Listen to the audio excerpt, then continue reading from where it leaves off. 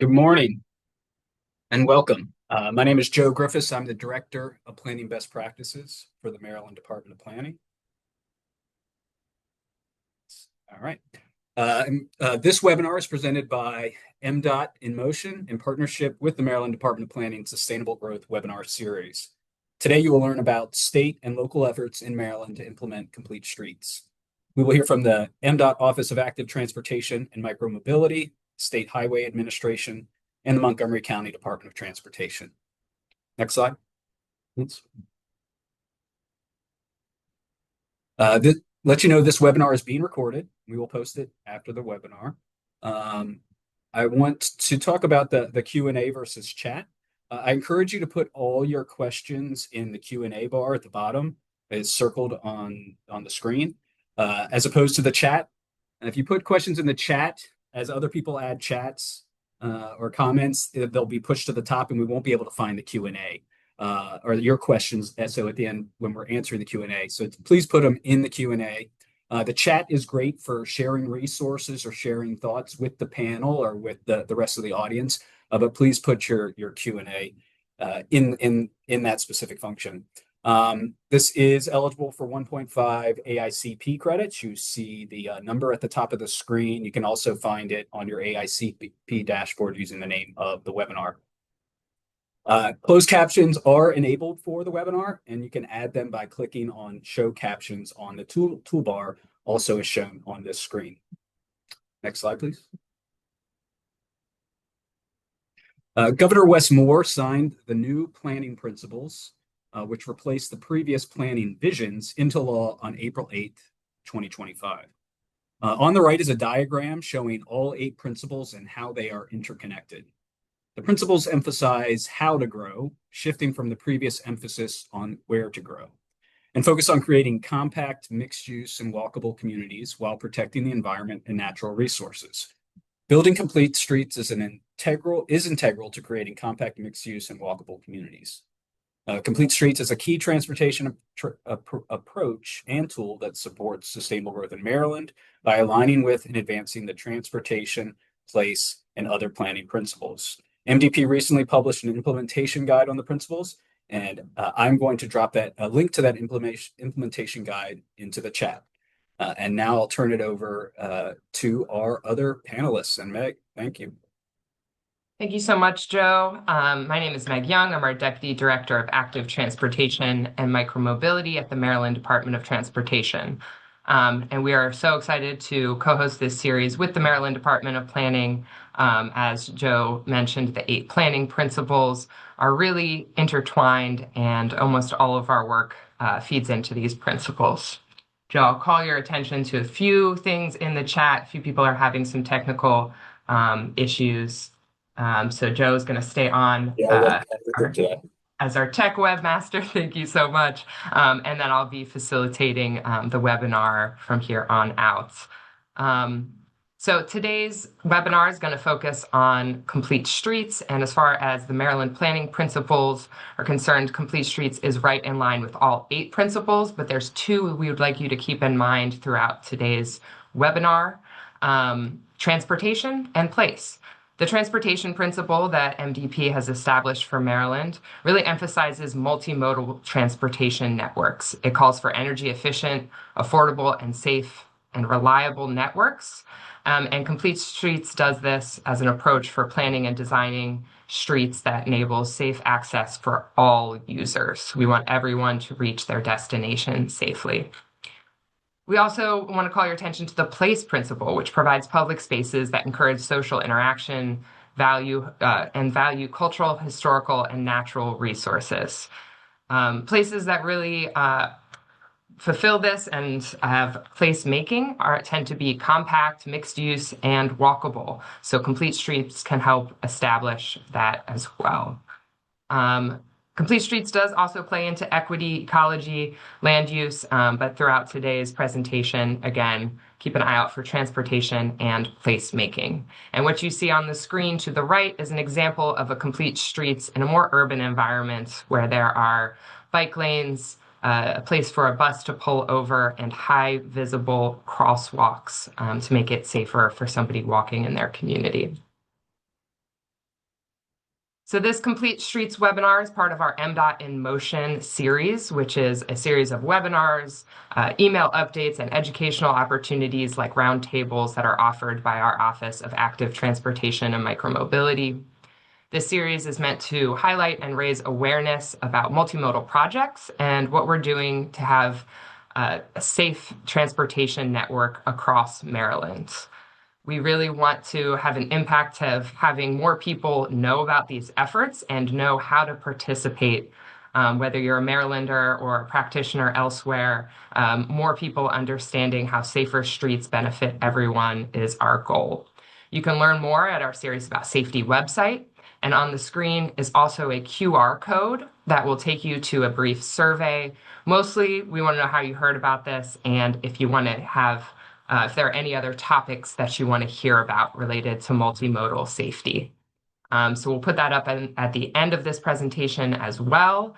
But again, we always want to take requests and know how you heard about this webinar. So today's agenda is all about Complete Streets implementation in Maryland. First, we'll hear about implementation from the Maryland Department of Transportation, where we updated our Complete Streets policy in 2024. So now we're at the phase of tracking investments and progress. So we'll hear from Candice Holford. Then we will hear about the updated guidance documents that MDOT and the State Highway Administration have published. We've updated all of our processes and policies to align with Complete Streets, so Luis Gonzalez will take us through some highlights related to biking and walking guidance. And then we'll hear about partnership on the ground from Joe Moges at the at the Montgomery County Department of Transportation. After our three presentations, we will have a question and answer session. As Joe Griffiths mentioned, it's really helpful if you put your questions in the chat so we don't in the Q&A box so we don't lose them in the chat. The Q&A box should be at the bottom of your screen. And again, what you see on the screen here is an image of a complete street, this time in Baltimore City on 33rd Street. There's a shared use path in the median of 33rd Street there. So our presenters today, first up, we will have Candice Holford, who is our Director of the Office of Active Transportation and Micromobility at the Maryland Department of Transportation, where she champions policies that support vulnerable users and advance Maryland's goals for safety, sustainability, and transportation for all users. With 15 years of experience in transportation planning across government and advocacy sectors, she has led major initiatives, including Maryland's Context-Driven Access and Mobility for All Users Guide, and Maryland's first Pedestrian Safety Action Plan. Candice holds a BA in American Studies from the University of Maryland and a Master's in Urban and Regional Planning from Georgetown University. Outside of work, she enjoys traveling, mentoring, and chasing after her two young sons, ideally on a scenic trail. All right, Candice, I'll hand it over to you. Thank you, Meg. Good morning, everyone. As Meg mentioned, my name is Candice Holford, and my office leads the implementation of the 20-year Bicycle and Pedestrian Master Plan for MDOT. One of the key recommendations in the 2050 Bicycle and Pedestrian Master Plan, which was released in 2024, is to update MDOT's Complete Streets policy and to establish a Complete Streets program. You'll find that in Section 2-112 of the Maryland Transportation Code. Today, I'll be sharing an overview of the progress that we've made and the outcomes of our efforts related to that recommendation. The transportation article of Maryland's annotated code establishes that we have a policy. It explains that this policy guides how complete streets design features are incorporated into all phases of a project. The statute also outlines the types of features that define complete streets in Maryland, such as sidewalks, protected bicycle lanes, green stormwater infrastructure, access to healthy food, and others. In essence, the law sets the expectation that Maryland's roadway network should be safe and convenient for everyone, no matter how they travel. Complete Streets offers a wide range of community benefits in Maryland around the world. They improve safety for everyone, whether we're walking, biking, taking transit, or using mobility devices. They also support environmental goals, reducing emissions, encouraging cleaner travel, and improving air quality. It expands access to jobs, to schools, to essential services, and creates more welcoming communities for all. Complete Streets also contribute to better public health by supporting physical activity, and these investments strengthen local economies by supporting businesses and making neighborhoods more attractive places to live and work. Finally, they ensure that people with disabilities have a transportation system that meets their needs, and ultimately, it gives every Marylander safer and more reliable choices for how to get around. And we've heard specifically from Marylanders that they want to see complete streets. Residents are looking for us to focus on improving safety, improving regional connectivity, and encouraging driving alternatives that are convenient. Complete streets have significant potential to support mode shift. According to the National Household Travel Survey, about half of all commute trips are under 3 miles. And these are distances that are often manageable by bicycle. 28% of those trips are under 1 mile, which is walkable or rollable for many people. These short trips are most common in areas with pedestrian generators, higher density, and a mix of destinations. And in Maryland, we identified those places as short trip opportunity areas, or STOAs, which form the foundation of our context classification system. This system helps guide where we prioritize multimodal safety investments. However, nationally, 60% of those 28% of trips that are less than a mile are taken by car. So we're looking to advance complete streets and aiming to create a more appealing set of travel options for users. Next slide. So turning complete streets policy into action is what is going to transform our ideas into safer, more connected communities. Over the past several years, MDOT has intentionally moved from concept to implementation. In 2023, we focused on building alignment. We convened an internal complete streets work group that brought together all modal administrations and key offices, helping us establish shared goals and clarifying expectations while we built cross-modal collaboration. In 2024, we set the direction, updating our policy. The policy created clearer statewide expectations for how we consider safety and accessibility. And it also expanded the foundation to include all of our MDOT modes as opposed to just state highway, transit, and aviation. By 2025, the emphasis shifted to putting policy into action, and we released an implementation plan. In that plan, we defined our goals, our performance measures, clarified responsibilities, and as you'll see today, we began delivering projects within this new framework. Looking ahead, complete streets will become a part of everyday practice, and we're continuing to update our policies, programs, and guidance to integrate complete streets in everything that we do. Our updated policy includes a few key elements. Next slide. First, it applies to all capital improvement projects within MDOT's right-of-way. That means that every project is expected to consider complete streets from the start. The policy emphasizes equity and therefore prioritizes all users, including people who are walking, biking, and using mobility aids, as well as micromobility options like e-bikes and e-scooters. It aligns with our MDOT best practices, but also national best practices, and really does a good job of citing SHA's context-driven guidelines and MTA's bus stop design guide.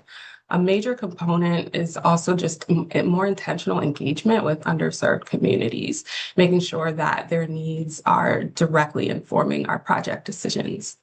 And finally, the policy is grounded in the safe system approach, where we recognize that the responsibility for safety is shared so that human mistakes don't result in serious injuries or fatalities. Next slide. So there are several planning resources that are used to set the direction for investing in MDOT's Complete Streets initiative. Together, plans like the Maryland Transportation Plan or the Playbook, the statewide bicycle and pedestrian master plan, and the transportation trail strategic plan define what we're trying to achieve, where we should focus, and what types of projects we should fund. But we're not funding these projects one-off. Our investments are guided by a clear statewide strategy that links our vision and our actions to geography. Those plans use our Consolidated Transportation Program, or CTP, which includes funding for local networks through our Kim Lamfair Bikeways Network grant program, for example, and outlines exactly how we are turning these ideas and investment into improvements. Maryland is investing $540 million into Complete Streets projects and making it easier for people to access facilities that allow you to walk, bike, and boat safely across the state. This is our largest investment on record in constructing new bicycle and pedestrian facilities, reconstructing existing sidewalks to make them ADA accessible, and using state funds from our Bikeways Grant Program and federal discretionary grants like the Transportation Alternatives Program to expand our active transportation network. We're specifically committing $198 million of that to implementing projects on state-owned right-of-way that were identified in the Pedestrian Safety Action Plan, the VRU Safety Assessment, and other prioritization efforts that we'll talk about today. So Complete Streets is the default approach when we are designing any project within our right-of-way. And because of that, the projects that include Complete Streets design elements like sidewalks, pedestrian crossings, and others that I listed earlier, they are going to appear all throughout the CTP. There are, however, a few dedicated sections of the CTP where these investments are grouped and summarized. And there are screenshots of that available on that slide. Diving into one of those, bicycle and pedestrian investments are reflected both as standalone projects and as integrated improvements across the broader program. There are 13 pages of bicycle and pedestrian projects listed in the final FY 2026 through 2031 CTP. These pages list projects that are from programs that existed before MDOT updated its Complete Streets policy in 2024, like our new sidewalk, bicycle retrofit, and transportation alternatives programs. The next slide shows a screenshot from SHA's, the State Highway Administration's Complete Streets project information sheet in the CTP, and that's page 6 of their statewide program. This includes SHA's implementation of the Pedestrian Safety Action Plan, the Vulnerable Road User Assessment, several district safety projects, our Complete Streets Quick Build program, and through these efforts, priority locations for vulnerable road user safety investments are identified and addressed to support our safety and accessibility goals. The MDOT Complete Streets Initiative is an example of how we are changing the way that we develop and deliver multimodal projects. So these emerging programs on the screen are moving the needle on traffic safety and transportation access for everyone. To date, we have committed over $60 million to advanced PSAP projects, and that number is growing as we continue to design more projects. And for a more targeted approach, we've invested over $300,000 so far in our Complete Streets Quick Build program. Our district offices are advancing local priorities, investing $40 million in safety projects. And we also have more than $20 million committed to VRU safety assessment projects that are currently in progress. The MDOT Complete Streets Initiative, supported by these programs, creates a pipeline of projects which is required by law to feed the MDOT Complete Streets program. Some of these projects have already moved into construction and even been completed. In fact, 16% of the projects that we are tracking that are moving the needle are already marked complete. And that is due in large part to the success of our Complete Streets Quick Build program. Most projects in our current snapshot, however, come from the PSAP program, and they're steadily advancing through planning and design. Notably, we began construction on our first two PSAP projects the same year that we released our Complete Streets implementation plan. Each MDOT transportation mode plays a key role in delivering the department's capital program. So as noted earlier, our Complete Streets policy goes a bit beyond what's required in statute, and it commits all of our MDOT modes, including MDTA and TSO, the Secretary's Office, to the Complete Streets approach. To support this, agency heads have designated Complete Streets champions within every mode. These champions track progress and ensure that Complete Streets principles are applied consistently. They meet monthly to coordinate efforts, share updates, and report out on how programs and projects are advancing under the implementation plan. As a result of the implementation plan, new MDOT projects now fully align with the Complete Streets policy using updated decision-making processes that prioritize safer and more equitable outcomes. We're focusing our efforts on overburdened areas, transit underserved communities, and places with high pedestrian activity, locations where Complete Streets improvements really have the greatest impact. A key part of this work is meaningful public engagement.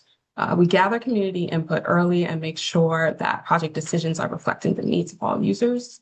Our approach is context sensitive, it's data driven, and it's centered on protecting vulnerable road users.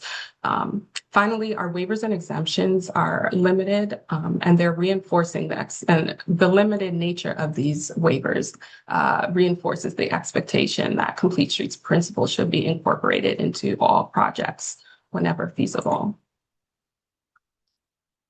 In 2025, each mode worked to start developing performance targets, which you can see a screenshot from the implementation plan on the left-hand side, that would drive actions that are identified in the implementation plan and inform our annual reporting.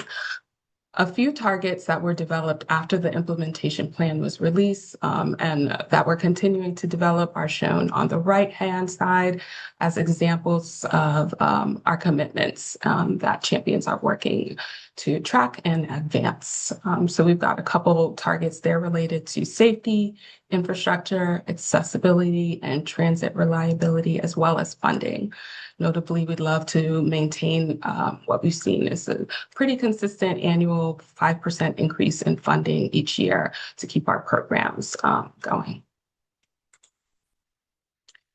TSO established an intermodal MDOT work group, which I mentioned earlier. That's our champions group, and that group is working to strengthen the coordination across the modes and improve information sharing. We piloted a quick build program with SHA, allowing us to test low cost, rapid deployment, safety, and connectivity improvements. And SHA has really taken that program and ran with it. TSO also hosted a maintenance pair exchange that brought together state and local agencies to compare approaches, share challenges, and identify best practices. So that's a little bit of the progress that we've made at TSO in terms of championing Complete Streets. And these are just highlights from each of the modes. There's been a lot of work over the last year or two, and I just thought I'd share a couple of key points. SHA has launched a Complete Streets Council within the agency, and they help guide policy and implementation across all the projects. They also updated their highest priority guidance to better align with multimodal safety-focused outcomes. Another key point in the implementation plan is working on collecting multimodal counts, and SHA has begun that effort through a pilot using Highway Safety Improvement Program funds, and we're really looking forward to improving our statewide traffic model using this data. The Maryland Transit Administration, or MTA, has developed a project screening checklist to ensure consistency and early consideration of transit needs. They're also updating transit stop design guidance to reflect current best practices, making the stop safer, more accessible, and more comfortable. On our next slide, the Maryland Transportation Authority has been also very committed to this cause. They've updated their project delivery processes to better integrate complete streets considerations at each stage and adopted a process that they could use for limited complete streets waivers and ensure more transparency and consistency when exceptions are needed. The Maryland Aviation Administration, MAA, is developing internal training and education for projects that support safer, more multimodal access on their facilities. They're also defining a clear waiver and exemption process to support consistent decision-making. MPA, or Maryland Port Administration, has engaged its workforce around commute options and incentives, helping staff to better understand and use sustainable travel choices.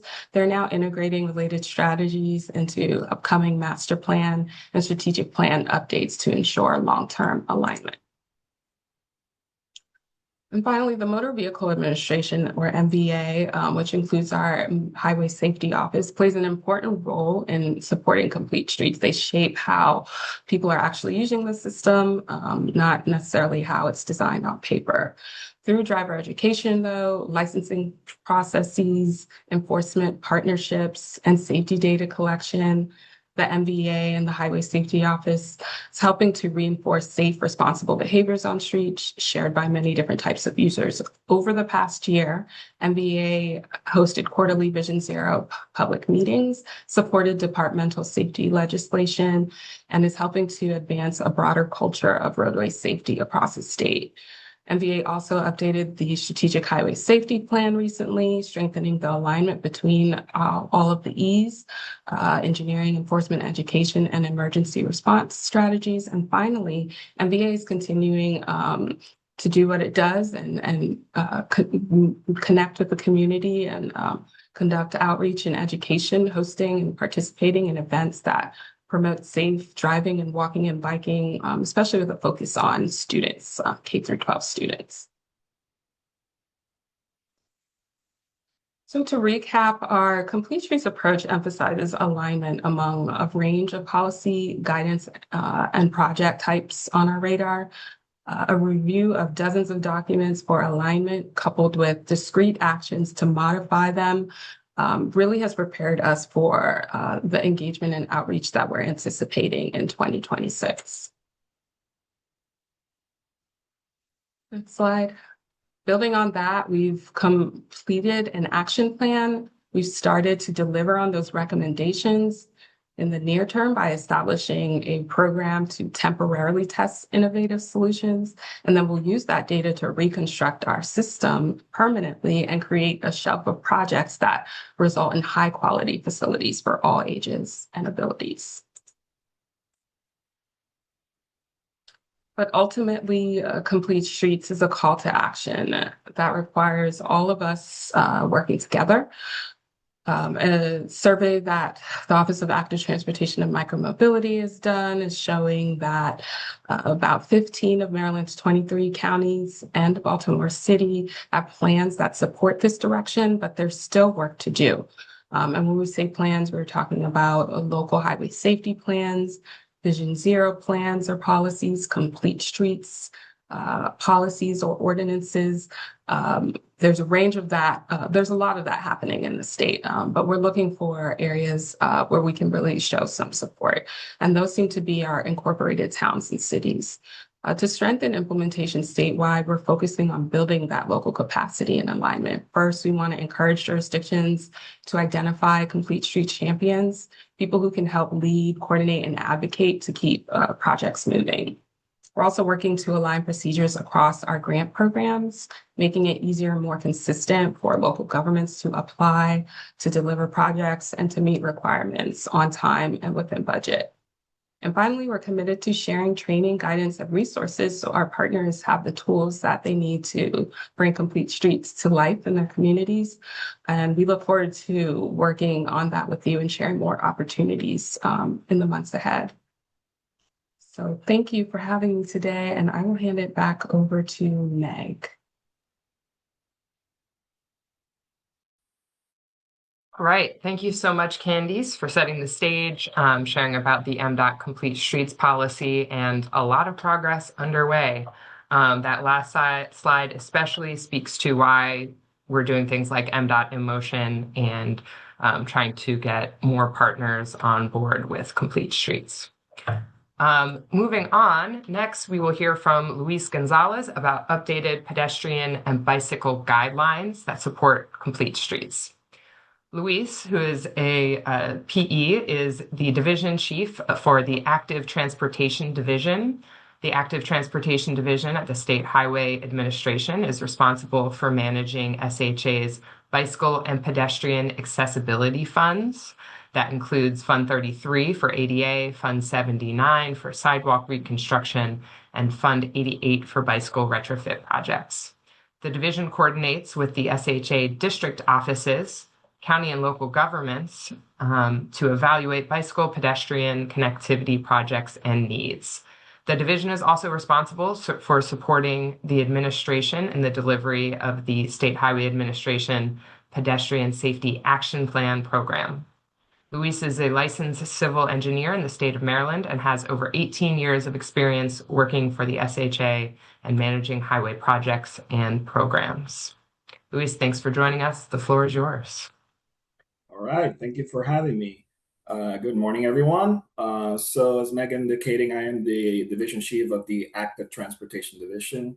One thing that our division does that I did not include in our bio and description of my bio is that our division is responsible for maintaining and updating the bicycle and pedestrian guidelines.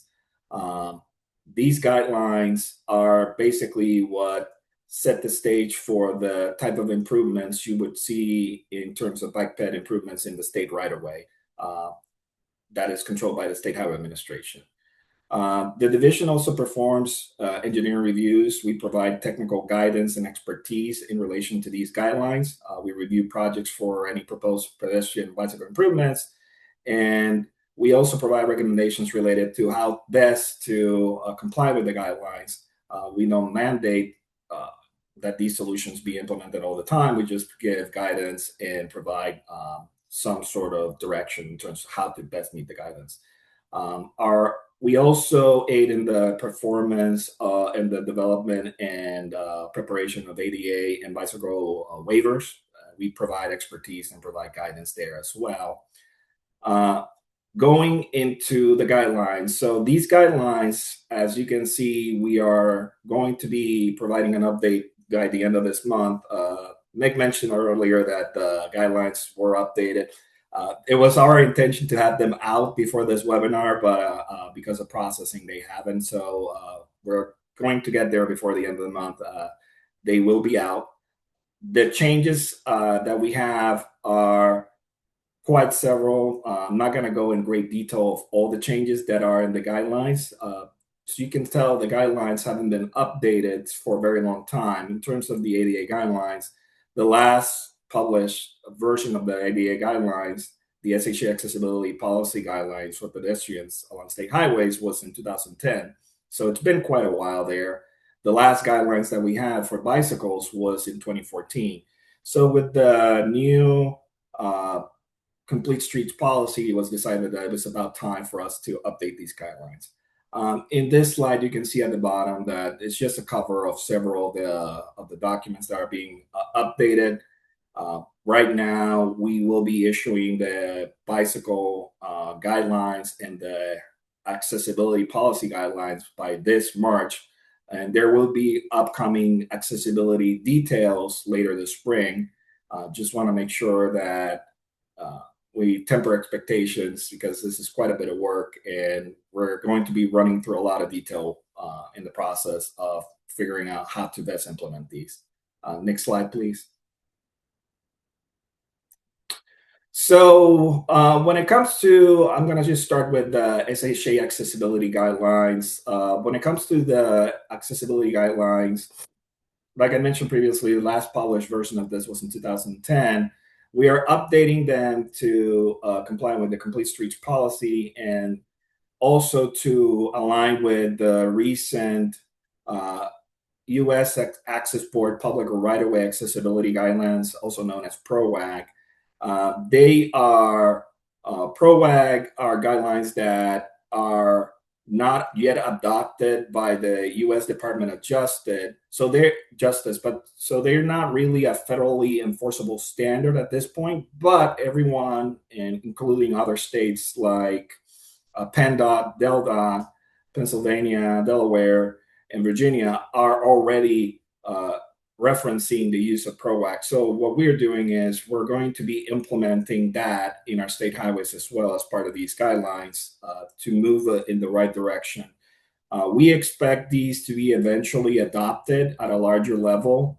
We just don't know when that's going to happen. But regardless, we are aligning ourselves to meet what PROWAG requires with these guidelines.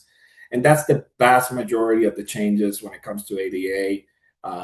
Has to do with just making sure that we are in alignment with what PROWAG is going to be requiring. Next slide, please. So there's quite a few changes. I won't go through all of them as I indicated previously. I'm just going to touch on a couple that seem to be the ones that are going to be the most notable changes to just be to give you an overall taste of what to expect. On this slide, just to make sure to cover this, there is a picture of the guidelines. That's just the cover page. What we are providing, what we're going to be proposing is, what we're going to be showing in the new guidelines is there's going to be a couple of things like no construction tolerance, crosswalk cross slope requirements are going to change. Wider driveway crossings, and the ramp running slopes are also going to be adjusted. Next slide, please. So when it comes to construction tolerance, in the 2010 guidelines, there was a 1% allowance for construction cross slope. What this meant during construction was that it allowed the contractor to deviate slightly from what the plans required. So if you had a 2% cross slope and you went above that by 1%, technically you weren't really meeting that 2%, but with the 1% tolerance, it would be within that requirement, but that causes issues in other areas. So when it comes to PROWAG, that tolerance is no longer there. What PROWAG allows, what our new guidelines are going to allow, is a 2.1% cross slope. So it's up from 2%, but you cannot deviate from that. That's just the maximum amount. So if you go above that, then that's going to be a non-compliant situation. So to make this work, the suggestion that we will be providing and the recommendation that we will be providing is that designers should design with this in mind, just build into the design the actual variability during construction to make it feasible, so that it gives enough space for the construction team to be able to adjust as needed. We do recommend to provide some sort of buffer there. Like, for example, when we are designing sidewalks, instead of designing them at 2%, designing them at 1.5%. That way, if you go over by 0.6%, you're still within the 2.1% tolerance. In the case of running slopes, the 8.3% or 12-to-1 would be best served if you just design that with a 7% and you just give that additional 1% variation for construction, and it just allows for that tolerance to be accounted for in a different way. Next slide, please. So here in this slide, we're showing a drawing of driveways and how they used to be shown in the old guidelines versus how they're shown in the current guidelines. In the previous guidelines in 2010, there was a 36 minimum width for 48-to-1 or 2% maximum cross slope, which is changing now to a 2.1% maximum cross slope, but it has to be 48 inches. The previous one had the 1% tolerance. Now they won't even have that. It's going to be 2% maximum. So designers are forewarned to design this with the additional tolerance in mind during design. The 48-inch is just to make it match what PROWAG requires now. Next slide. Another change in ProAg, and here we show an image of a crosswalk, a driveway. So driveways that have traffic control devices like yield or stops will be required to have a detectable warning surface. That's different from our standard back 2010 standard. That's being updated. So what you're going to see is more detectable warning surfaces in facilities like sidewalks and shared use paths. It's meant to, again, to meet what ProAg requires. Next slide.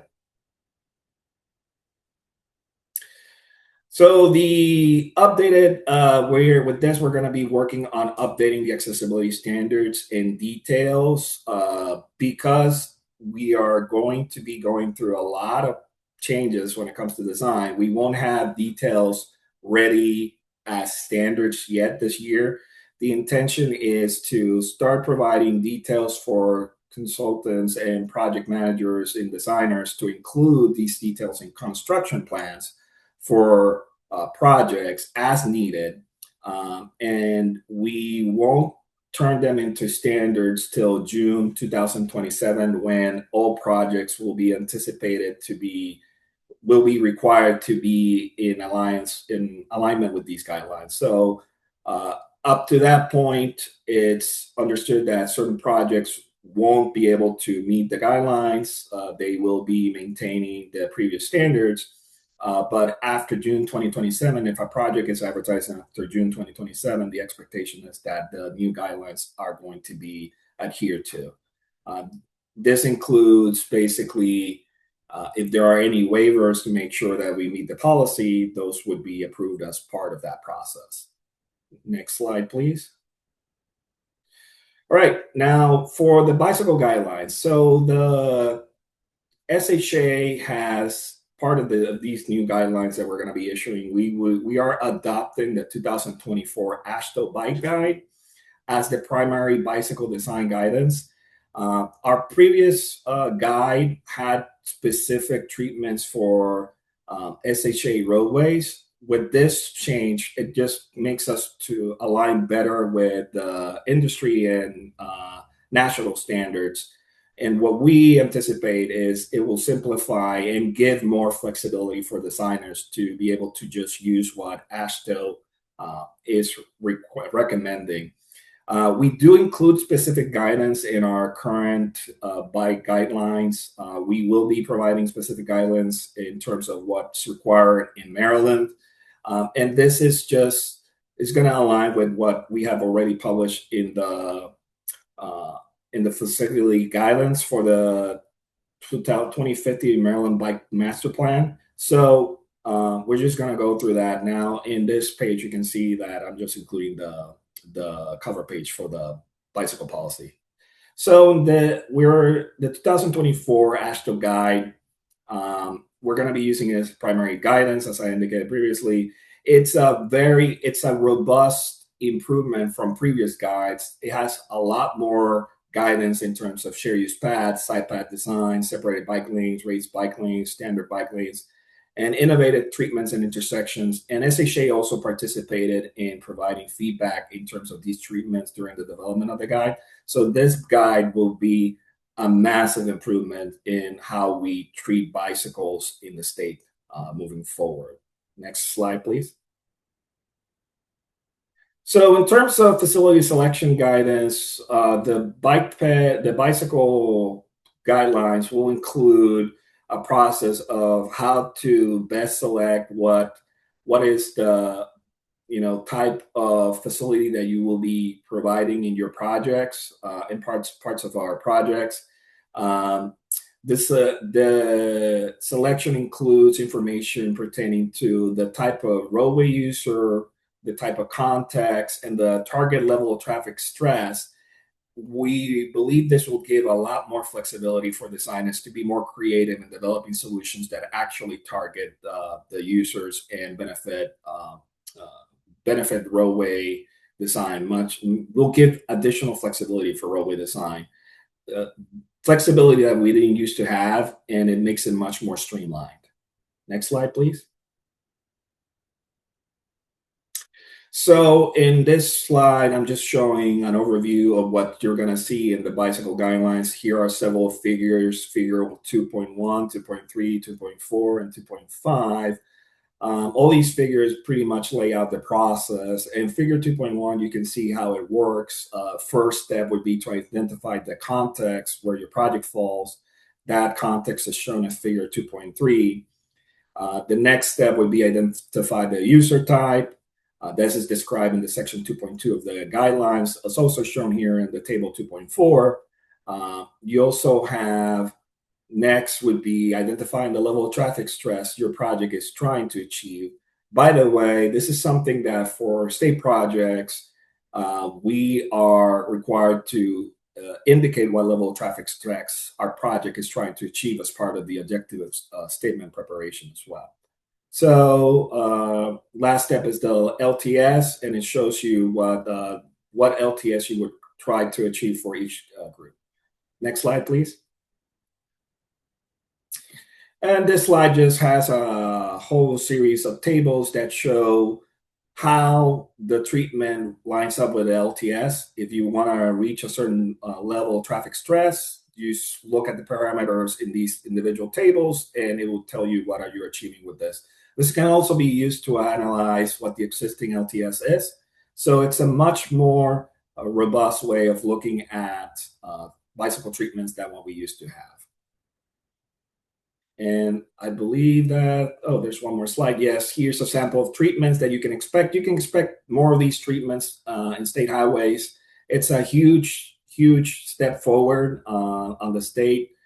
Now we will be seeing more of these treatments with the new guidance. We expect this to be a much more vulnerable road user friendly environment, and will be a large step forward in creating complete streets for the state. And I think that is my last slide, and I thank you all very much for this opportunity. Thank you so much, Luis. There are a few very specific questions for you in the chat, which we might answer live later, but if there's anything that's really specific that you want to go ahead and answer, feel free. Thank you so much. All right, our final presenter before we get to the Q&A, there's so many good questions coming in. It's going to be Joe Moges from the Montgomery County Department of Transportation. Joe's the chief of the Division of Transportation Engineering at the Montgomery County DOT, where he provides leadership and oversight for the department's planning, design, construction management, and property acquisition activities, including bridges, county roads, storm drains, pedestrian facilities, bikeways, and bus rapid transit. He is responsible for providing organizational leadership, fiscal oversight, and transportation planning and engineering technical expertise. He's responsible for managing project implementation and guiding policy development to achieve the county's annual construction needs, as well as the development and delivery of large-scale capital projects. Joe, I'll hand it over to you. Thanks, Meg. Good afternoon, everyone. Once again, my name is Joe Moges, Chief of the Division of Transportation Engineering at MCDOT. When Meg asked me to share Montgomery County's experience with complete streets, I really struggled with deciding what to include and what to leave out. And at some point, I had a little epiphany. It should be hard to distinguish complete streets projects because all projects should represent the principles of complete streets. The images on this slide show Montgomery County's Vision Zero Action Plan, Montgomery County's Complete Streets Design Guide, a photo of one of our bus rapid transit stations, and Montgomery County's Zero Emission Bus Transition Plan. Next slide. So I'd like to share a framework for this presentation. As you can see, we'll begin with Vision Zero.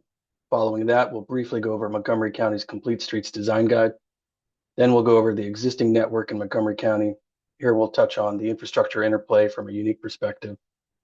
Following that, we'll focus almost entirely on county projects along or crossing state roadways. Next, we'll take a look at our BIPA program. BIPA is short for Bicycle and Pedestrian Priority Area. Then we'll go over our existing transit network, where we begin to see the bold vision that the county is offering. We'll look at a handful of representative pedestrian projects. Then we'll take a look at a few bikeway projects. Rounding out the presentation, I'll go over a couple new roadway projects. Lastly, I'll offer a very brief summary of all the information shared. The photo on this slide shows a complete street in Montgomery County. Let me apologize in advance for the pace. Each one of these slides and projects could easily be 4-hour presentations followed by 4-hour discussions. So consider this a crash course on my team at MCDOT. Next slide. So Montgomery County adopted a Vision Zero resolution in 2016, making it one of the first counties in the nation to do so. As you all know, I'm sure, Vision Zero is an approach to road safety that incorporates engineering, education, and enforcement to eliminate traffic deaths. While Vision Zero policies may differ from one community to another, they all generally share safe system approach principles, which can also be found in Montgomery County's Vision Zero action plan. The photo on this slide shows a protected intersection in Montgomery County. Next slide. So MCDOT, in partnership with Montgomery Planning and Montgomery County's Department of Permitting Services, developed our Complete Streets Design Guide to provide policy and design guidance to government agencies, consultants, private developers, and community groups on the planning, design, and operation of roadways for all users.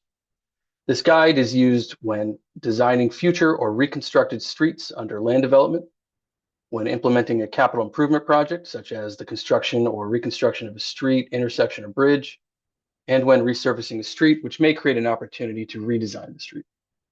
In each of these circumstances, the guide should be used early in the roadway planning and design process. This guide should be used in conjunction with engineering judgment and is intended to evolve and adapt to incorporate new treatments and techniques as they emerge. I must also stress that this guide establishes policy for the design of county-owned roads and private streets located in the county. For state-owned roads, this guide is intended to present the county's vision for the roadway to serve as a starting point for collaboration between the county and MDOT SHA. The guide is organized as follows. Chapter 2, Street Types. Complete street types reflect both the transportation function of a street for all travel modes and the surrounding land uses to more holistically reflect the many functions of a street. For example, access, stormwater management, pedestrian and transit access, vehicle throughput, and many others. Just to give you an idea of how much detail and nuance I'm glossing over, this chapter alone is 100 pages long. Chapter 3, Active Zone. The active zone is comprised of 3 zones: street buffer zone, the clear zone, and the frontage zone. Chapter 4, Street Zone. The street zone is comprised of 3 functional areas: curbside zone, travelway zone, and median zone, each with specific roles and associated design requirements. Chapter 5, Bikeway.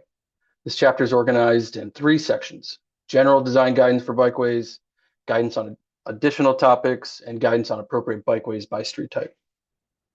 Chapter 6, Intersections. While the appropriate design solutions vary depending on roadway characteristics, the guidance in this chapter should be used as a starting point for intersection design. Chapter 7, Green Streets. This chapter combines traditional transportation elements with vegetation and engineering strategies to achieve a range of environmental and user benefits, including urban forestry and stormwater management. Chapter 8, Speed Management. This chapter is organized in 3 sections: design, target, and posted speed, strategies for achieving target speed, and retrofitting arterials for lower speed. And Chapter 9, Implementation. This chapter aims to clarify the agencies and process for complete streets project delivery. It identifies the fiduciary responsibility of county departments, as well as a step-by-step description of the project development process.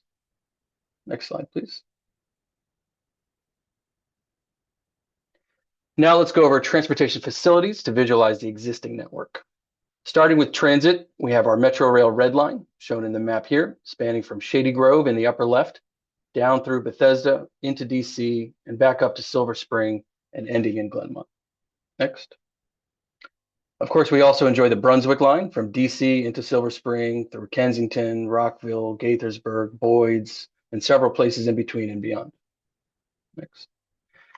US 29 Flash BRT Phase 1 is currently in service, operating between downtown Silver Spring and Briggs Cheney, with weekday rush hour service in Burtonsville. Next. We also benefit from WMATA's Metrobus spanning the region. Next. MCDOT offers our Ride-On and Flash bus system, which is supported by local and state policies and helps advance our environmental and Vision Zero goals. Shifting more people to transit by providing faster, more reliable, and more convenient zero-emission bus service helps advance these climate goals. In Montgomery County, our entire bus system is fare-free for all riders. We have an ever-growing multimodal network, including nearly 100 miles of bikeways, as shown on the map. Next. The map is getting full, but this slide is intended to show our capital bike share stations throughout the county. Part of a robust bike network requires bike share as well as stationing and storage. Next. And let's not forget our parks and trail network, which is both a significant multimodal generator and facilitator. Next. So the map was getting out of hand, so let's reset. Even with the reset, the sidewalk network is really difficult to appreciate in a county-wide map. The blue lines don't do justice to the nearly 1,700 miles of sidewalk in the county. Nevertheless, the map is not completely filled out. Next. As with all things, there's need for growth and improvement. This map is intended to show the development and tracking process for new sidewalk requests. My team constructs approximately 5 miles of new sidewalk every fiscal year. In fact, we're on track to construct 6 miles of new sidewalk this year. Next. Next slide. Oh. The BIPA program was established by the Montgomery County Council in 2014. The objective of BIPA is to enhance safe bicycle and pedestrian access to support cohesive neighborhoods, aging infrastructure, and improve long-range connectivity and circulation. Typical pedestrian improvements undertaken by this program include new sidewalks, side paths, crosswalks, ADA improvements to sidewalks and curb ramps, and traffic calming. 30 BIPAs have been identified in the county. The first 5 BIPA areas associated or considered for evaluation and construction are Glenmont, Grosvenor Strathmore, Silver Spring, Beers Mill Road, and Wheaton. Next. So now let's begin discussing complete streets projects underway. Under the Wheaton BIPA section, we have our McComas Avenue Neighborhood Greenway project, which aims to improve pedestrian and bicyclist safety on McComas Avenue near the Wheaton Mall. The project limits our McComas Avenue from St. Paul Street to Maryland 97 Georgia Avenue, and Drum Avenue from McComas Avenue northerly to Maryland 193 University Boulevard. This project, which is under construction right now and 70% complete, boasts 2 raised intersections, new sidewalks, new crosswalks, new raised crosswalks, and several speed humps. Next slide.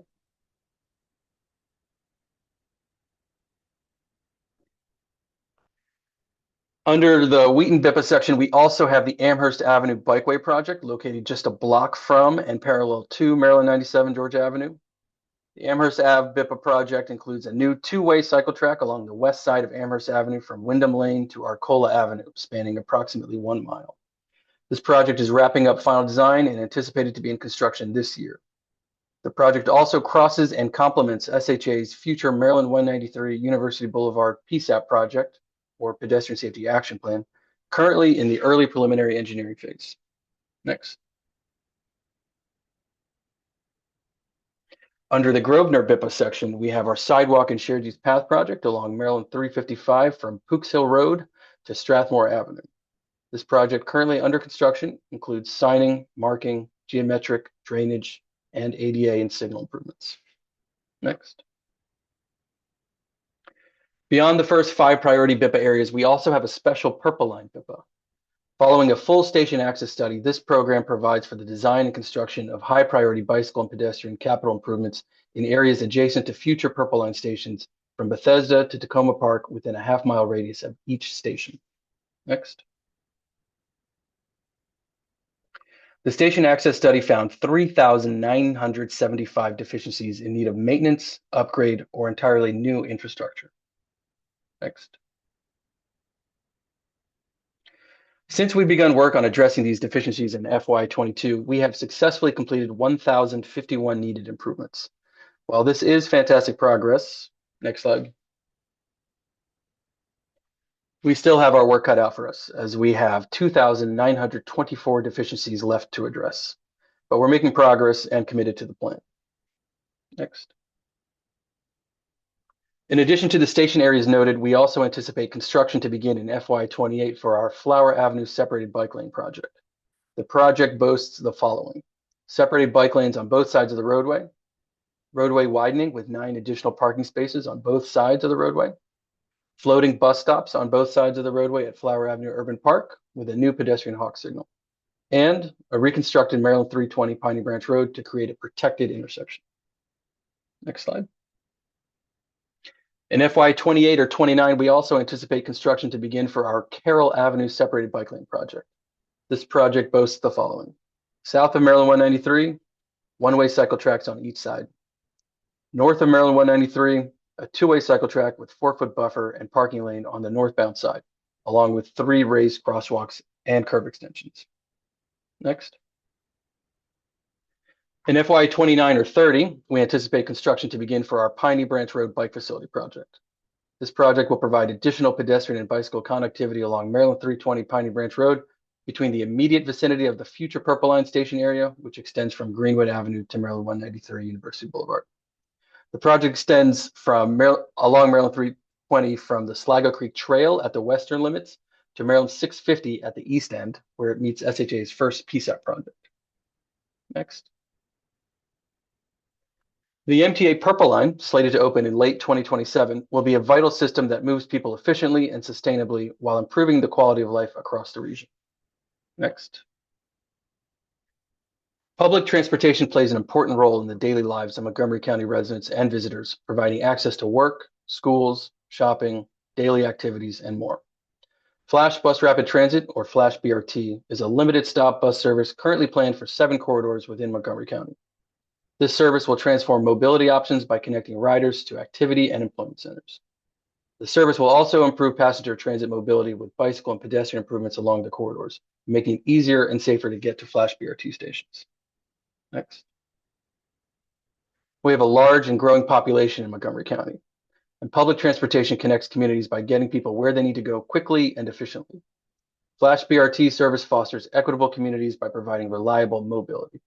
It also boosts the local economy, provides sustainable transportation options, and supports a healthier, hassle-free lifestyle.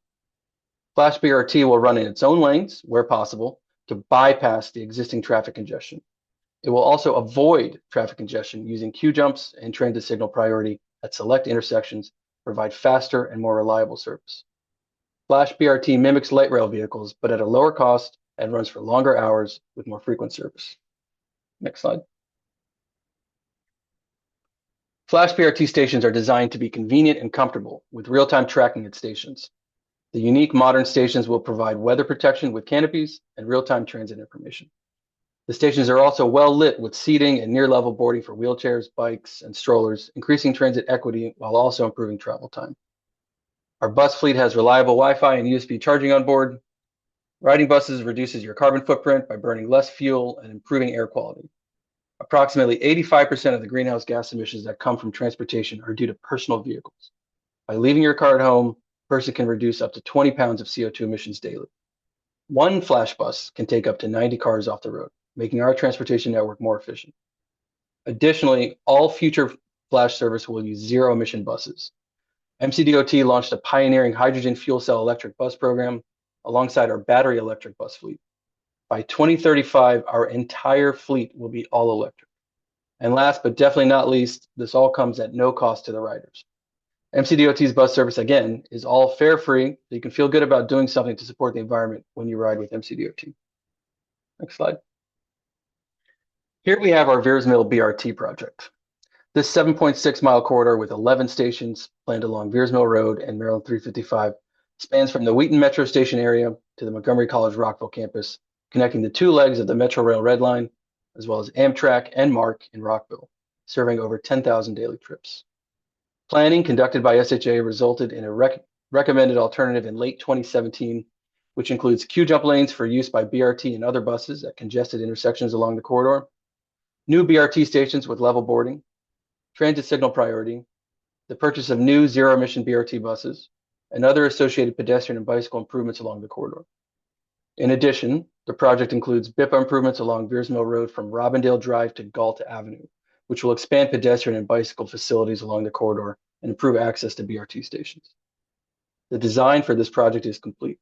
Utility relocation is currently underway, and construction is set to begin in early 2027. Next slide. Next, we have our Maryland 355 Central Flash BRT project, which is a 10-mile corridor with 3 service patterns between Germantown and Rockville. The Maryland 355 Central Flash BRT will connect the strategic growth corridor that currently serves over 8,000 existing weekday transit trips with more frequent and higher capacity transit. The project boasts median and curbside stations, upgraded crossings, eliminated or redesigned free rights, and enhanced pedestrian and bicycle facilities. Next slide. And here we have our US 29 Flash BRT Phase 2 project, which is slated to add median bus lanes in strategic places to improve corridor travel time and reliability for all modes. Phase 2 spans about 5 miles of the US 29 corridor between Sligo Creek Parkway and Tech Road. There will also be station improvements at Four Corners and Burnt Mills. This project will improve riders' mobility, decrease travel times, construct new traffic signals, include bicycle and pedestrian improvements, and make it easier and safer to get to the stations. Next slide. To complement the investment in US 29 Flash BRT and to identify needed improvements, a US 29 mobility and reliability study was completed.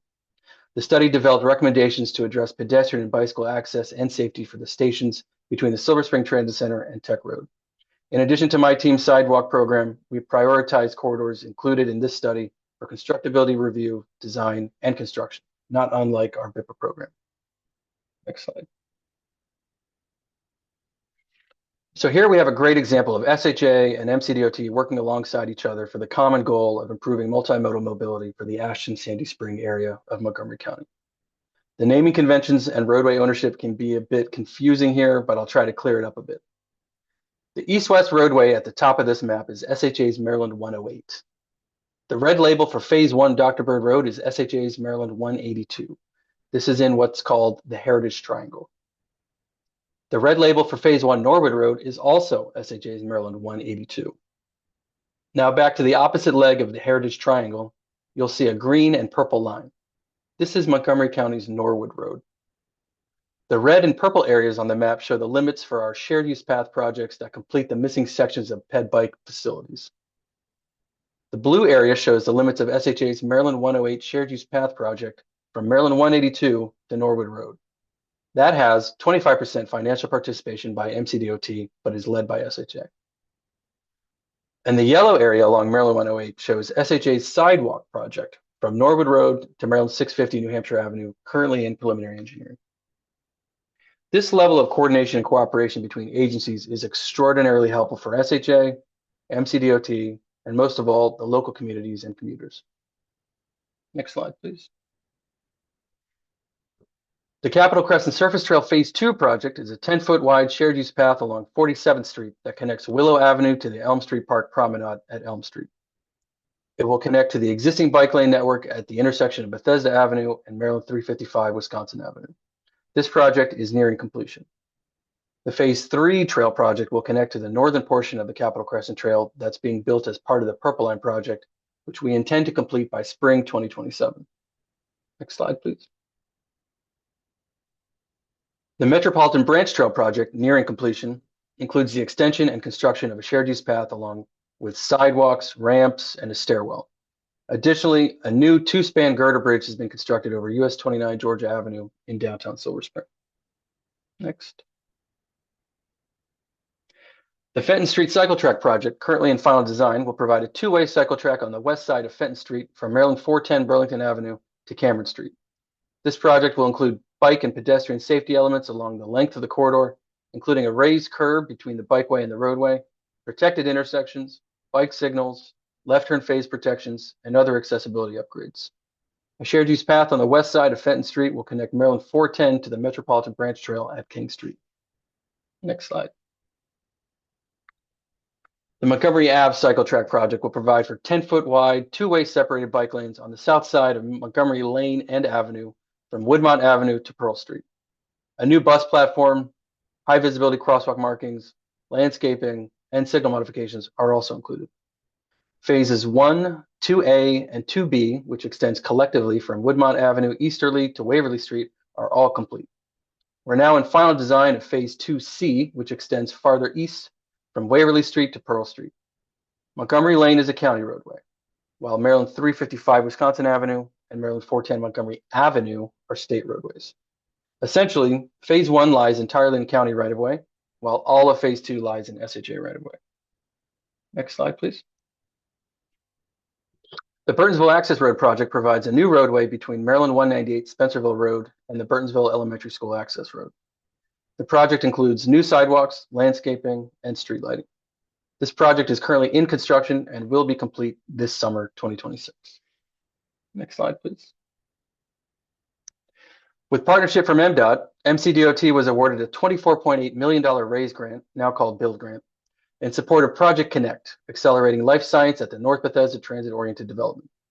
This project will create a new north entrance to the North Bethesda Metro Station, as well as a transit plaza in front of the new entrance that will create open space and opportunities for civic and recreational activities, and also provide widened sidewalks to support increased pedestrian traffic and bicycle parking by way of a secure bike and ride kiosk.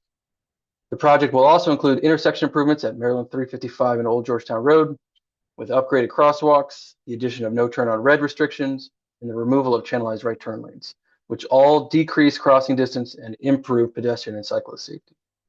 This all serves to establish the station as a welcoming and activated gathering area for the community. This project will also support a transit-oriented development atop the new station entrance. North Bethesda will be a model for life sciences anchored transit-oriented development around the world, creating new transit users and connecting people to housing and new economic opportunities. And making those connections is what Complete Streets is all about. Whether it's a grand joint development project like this, or a new BRT line spanning a major arterial, or a new bikeway project in downtown Silver Spring, or a new sidewalk near a school, or even a small local project like our off-lane pedestrian bridge project. MCDOT's vision is to create a seamless, multimodal transportation system for people of all ages, incomes, and abilities that supports a sustainable Montgomery County. Our goal is a fully built out network of safe and accessible sidewalks, side paths, shared use paths, trails, bikeways, bridges, rail, light rail, as well as fare-free buses and fare-free bus rapid transit. We are leaning in on zero-emission buses, so the complete vision will make possible for any resident to walk or bike from their home or anywhere in the county to any ride-on or flash BRT station and enjoy safe, comfortable, equitable, and reliable fare-free transit to any destination in the county, resulting in zero greenhouse gas emissions and economic vibrance. We have a lot of work ahead of us to get there, but we're excited with the accelerating progress made every single day, and we're eager to deliver our vision for Complete Streets. Thank you very much for your attention, and I'll pass the presentation back over to Meg for Q&A. Thanks. Thank you, Joe. That was a detailed look of everything going on in Montgomery County, and it's a lot. So definitely applaud your efforts. I also applaud all of the chat that's going on. People are answering each other's questions, which is really great to see. Some of the conversation going on is really specific to one location or another. So I think Joe's presentation here was great about what's going on in Montgomery County. It's really important to remember in Maryland and in most states, there's a real network of state highways, local roads, county roads that we're all navigating. So in some cases, we might not have the specific answer about a really specific roadway. And for the conversations about Baltimore City is fully independent. So there's not even any state highways in Baltimore City. All right. All of that being said, in addition to the chat, we've had over 40 questions come in, and I'm going to do my best to get through as many as we can. I've kind of grouped them. We'll have all of our presenters come back on screen to go through as many of these questions as we can in the remaining about 15 minutes. If we don't get to your question and you really would like to get an answer, you can always email us at the email address on the screen, which is completestreets@mdot.maryland.gov. And also on the screen again is that AICP credit number 9325976. All right, so I've tried to group the excellent questions based on sort of the topic. So starting kind of chronologically, the impetus for Complete Streets. What jump-started Maryland's commitment to complete streets? Why did we update it? Were there deficiencies in the previous policy? And I think that one probably goes to Candice. Good question. We let's see, I returned to MDOT in 2023 after a long time of us trying to update our complete streets policy. The policy that preceded the 2024 policy was an SHA policy drafted in 2012. So it was already quite outdated by the time I was tasked with that in 2023. And then it was a recommendation in 2024's master plan. It was referencing outdated standards, which you've heard today. A lot of those are now finally being updated. So the policy rewrite helped us sort of create that directive for all of the organizations to update their standards. We also had legislation passed in the time since the original policy was drafted related to Vision Zero, requiring us to do more to bend the curve with respect to safety. And we saw that the vulnerable road users were a significant portion of that population being killed or seriously injured on the road. So with all of that data in hand and the realization that, okay, we could get a pedestrian safety action plan done and we could reclassify our contexts in Maryland, it was necessary to get our policy up to date and in alignment as well. Okay, so it's a serious call to action from safety data. All right, coordination. As we've mentioned, we had Joe on here. Have we found that local governments are willingly implementing MDOT's guidelines and incorporating new details and cross sections into local codes? As well as developers. Are we seeing developers also implement complete streets where they have projects on state highways?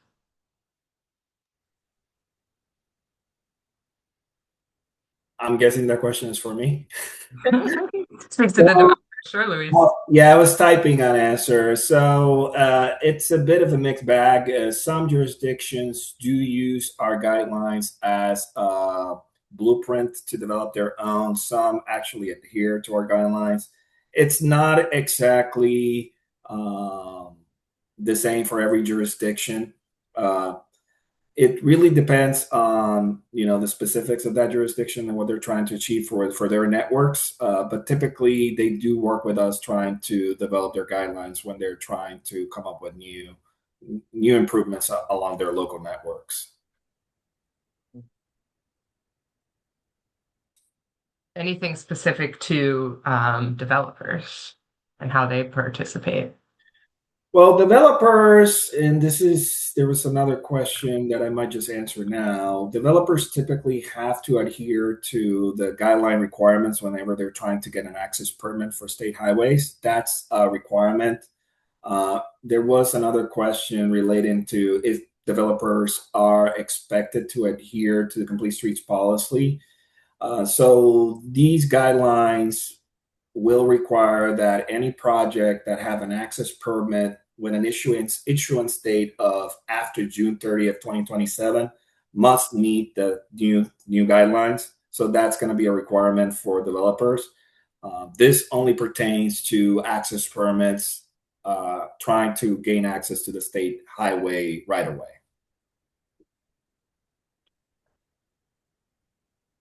Okay. Anything to add, Candice or Joe, for the Montgomery context with developers? Just to, I think, Luis, you got it. We work really closely with APFOs on this. And when MDOT right-of-way is concerned, we do have guidelines that did kind of go under a review as a result of our Complete Streets policy update as well. And it's recommended for some integration of Complete Streets principles.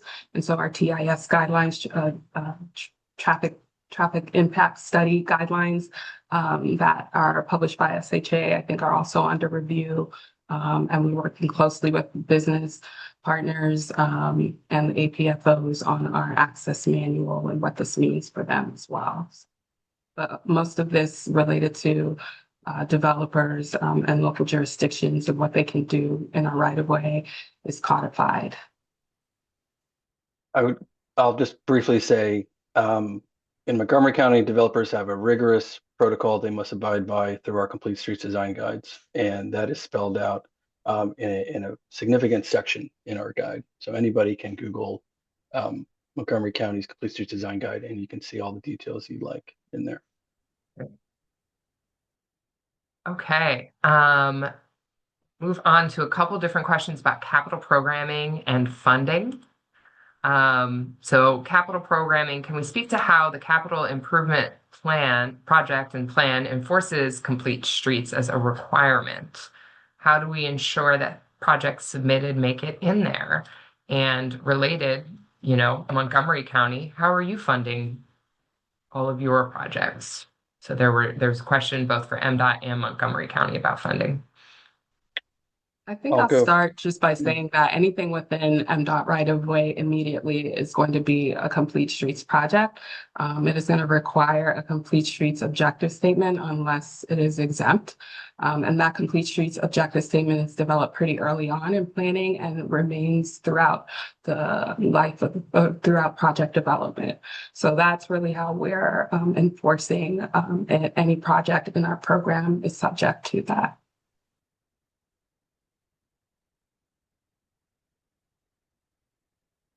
So it's a simple question and a complicated answer. So it really depends on the project, orders of magnitude and scale.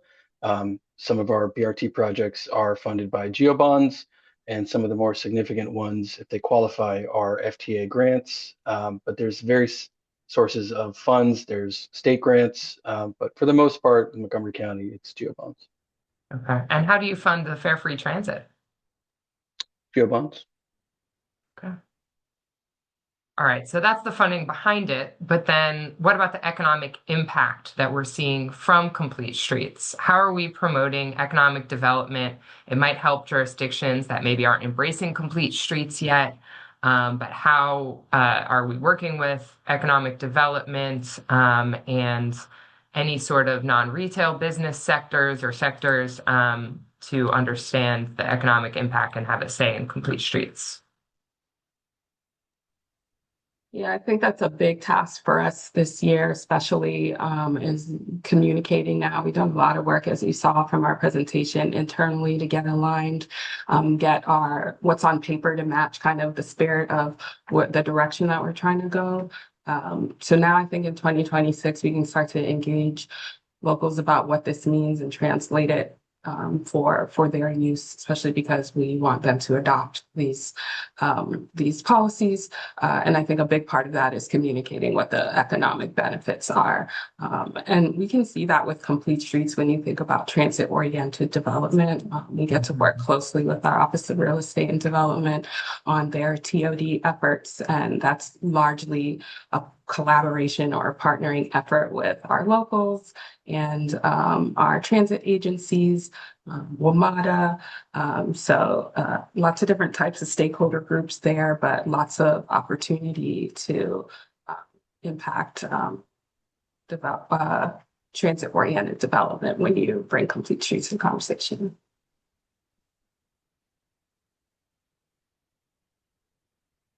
Okay. Designing for, actually, no, we'll go down to kind of project selection and prioritization, right? There's a number of questions I'm trying to group together here. Very specifically, we do have the chair of the Rockville Pedestrian Advocacy Committee, and they're really concerned about the roads in their area that have crashes. The top crashes are state roads. So they want to know how we're addressing those. But I know we're balancing a lot of different projects and a lot of different priorities across the state. So then beyond just looking at roads that have crashes, is the Complete Streets program geared only towards new projects, or how are we analyzing existing streets for those safety issues? Well, Luis, your team has done a lot with the pedestrian safety action plan since I took my hands off of it. But I think efforts like those are really groundbreaking for MDOT in terms of prioritization and planning at the project level. And those are ways that we kind of identify what state roads we really need to bring attention to. The PSAP effort didn't just look at crashes. We looked at a range of different factors. And so evaluating these facilities for accessibility and just overall like appropriateness for all users is part of that PSAP effort, is part of the vulnerable road user assessment. those are the ways that we look at how we need to retrofit. But I know SHA has several programs with really specific objective statements that are geared towards this. Please chime in.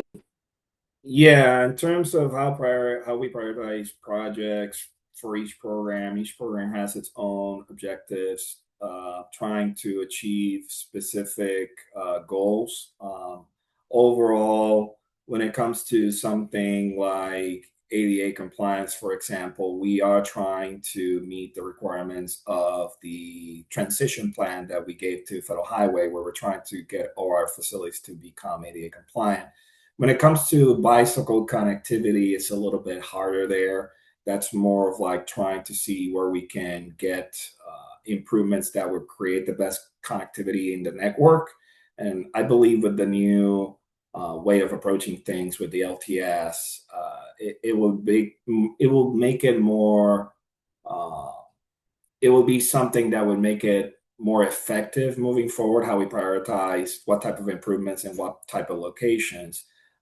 This is not exactly prioritizing projects themselves, but prioritizing what type of improvements we want in a certain corridor to create certain connectivity goals. I hope I answered the question. I got lost there a bit, so. Yeah, there's a lot of different questions in here. I think for those really concerned about streets in their communities and, state-run roads, I would summarize with also saying, like, you can participate by making sure your local plans indicate you want safety improvements there.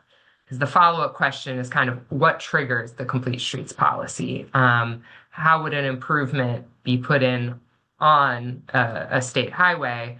And the way that a local can ensure that happens, right, is making sure they've advocated for a safer street. So the Rockville Pedestrian Advocacy Committee, if they've worked with Rockville and they have the bike ped plan, the next time a project goes on one of those state-owned roads, we'd be required to look at those plans.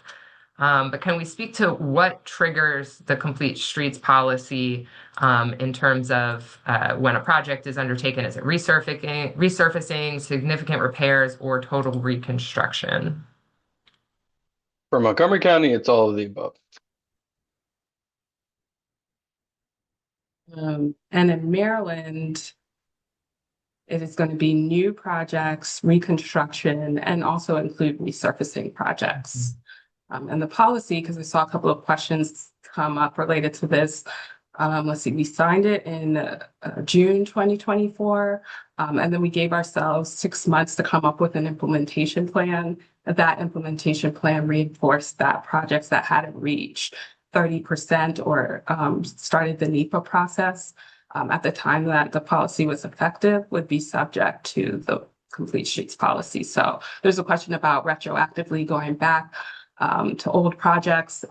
Certainly the PSAP looks at corridors that have been around for a while and what we need to do to reconstruct them. So we're retrofitting those. But when the policy was signed, we did have about a year's worth of projects that we had to go back and say, okay, these hadn't yet reached 30% design. Is there an opportunity to create a complete streets objective statement that makes them compliant? And so that effort is currently ongoing. It's a huge lift for state highway, particularly with most of the projects. We're hoping they'll get through that in the next few months.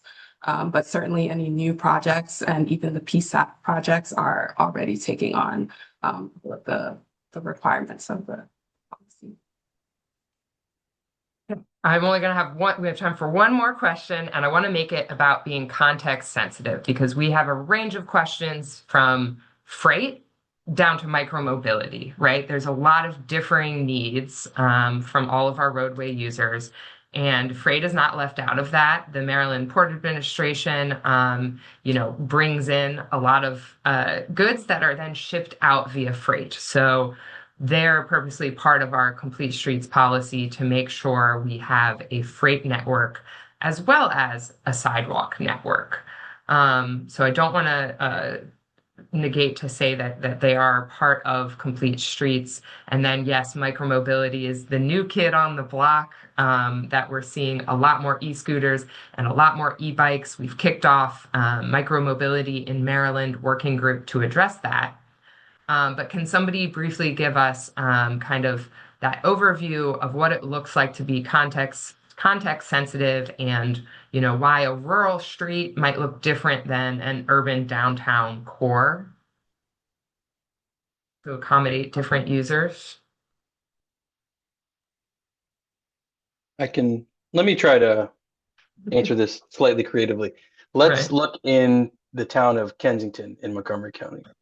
They have state roads fronting the community. They have heavy rail and MARC abutting their community. And they have been working with the state to establish their own BPPA, Bicycle Pedestrian Priority Area Corridor or region. And they have also worked with the state to apply for a grant for the study of a pedestrian bike bridge facility over those tracks. So there are different contexts, different solutions for different needs, depending on the region and the community that it's serving. So there's different municipalities, counties, towns that work with the state to find different solutions for those great infrastructure in their community. Well, thank you so much to our panelists here. We are out of time. I'm sorry we didn't get to all of the questions. It's not because your question wasn't good if we didn't get to it. Again, please email us if you want a direct answer to your question. In the meantime, again, the survey is up if you have a topic you'd like to hear more about. You can also subscribe to our listserv by going to mdot.maryland.gov/bikeped. Then you will get our e-blasts as well as announcements about our upcoming webinars. Our next webinars will be in May for Bike Month. Thank you all for coming. Thank you so much, Candice, Luis, and Joseph, for your presentations today. Thanks all. Thanks, everyone.